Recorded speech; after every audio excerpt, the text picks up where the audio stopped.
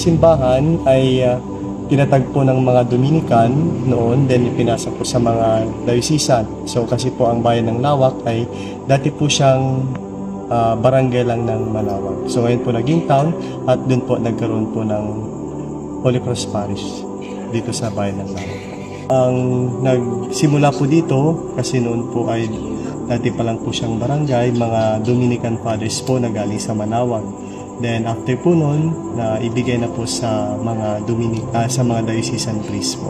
Marami pong mga dumadayo po dito, lalong-lalo na po pag Semana Santa, kasi po bago sila makapunta sa Manawag, karamihan dumadaan po dito sa aming parokya kasi along the way naman po, kaya nagdadakbay po sila dito sa simbahan. Nasa iba't ibang lugar. Nanyayin din po namin kayo na bumisita dito po sa aming parokya. So, bago nyo pupuntahan ang Manawag, puntahan nyo po muna ang aming parokya, ang Holy Cross Parish Lawak.